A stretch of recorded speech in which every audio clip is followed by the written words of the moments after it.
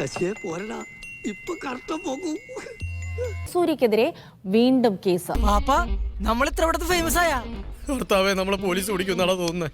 തിരുവനന്തപുരം സ്വദേശിയായ നടിയുടെ പരാതിയിൽ സ്ത്രീത്വത്തെ അപമാനിച്ചതിനാണ് കേസ് രജിസ്റ്റർ ചെയ്തത്.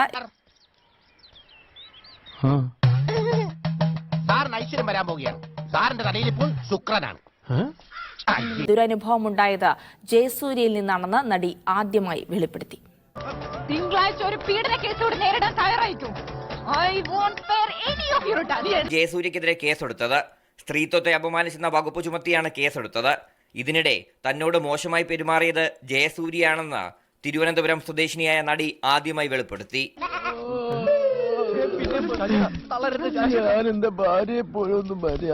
കോസ്റ്റ്യൂമും എല്ലാം കഴിഞ്ഞിട്ട് ഞാൻ ഒന്നുകൂടി വാഷ്റൂമിൽ പോയിട്ട് തിരിച്ചു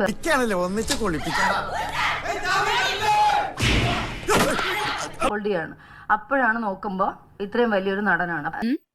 അത് യാരെന്താ തിരുട്ടുമൂഞ്ചി ഒരു നടനാണ്.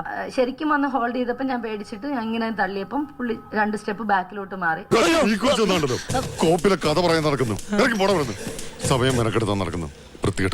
എനിക്ക് തീരെ ഇഷ്ടപ്പെട്ടില്ല. നിങ്ങൾ എത്ര വലിയ നടനോ ആയിക്കോട്ടെ. കേസ് ഫയൽ തൊടുപുഴ പോലീസിനും പ്രത്യേക അന്വേഷണ സംഘത്തിനും കൈമാറും.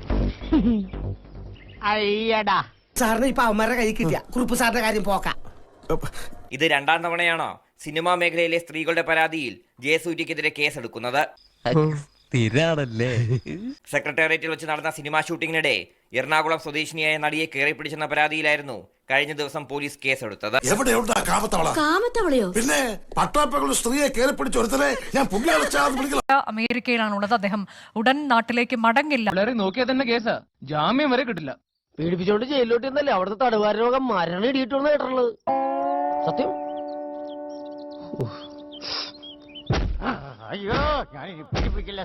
ജാമ്യാപേക്ഷയ്ക്ക് ശ്രമം നടത്തും. അതിൽ ഹൈക്കോടതിയുടെ തീരുമാനം ഉണ്ടാകുന്നത് വരെ ജയസൂര്യ വിദേശത്ത് തുടരുമെന്ന്.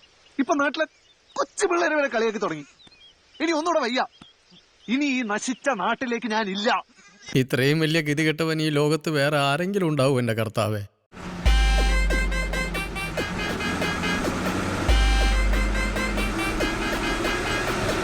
െതിരെ ജാമ്യമില്ലാ വകുപ്പുകളാണ് ചുമത്തിയിരിക്കുന്നത്. ഞാൻ പെട്ടു.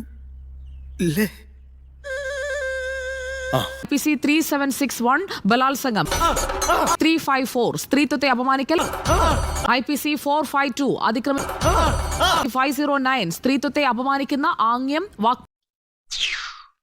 തൃപ്തിയായി സാറേ, എനിക്ക് സന്തോഷായി.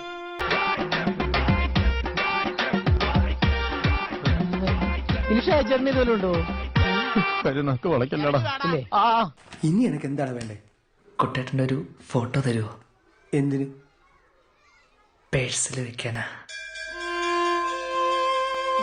അപ്പെല്ലാം പറഞ്ഞു. അടുത്ത മാസം മലയാള മാസം 1-ാം തീയതി വീണ്ടും കൂട്ടി.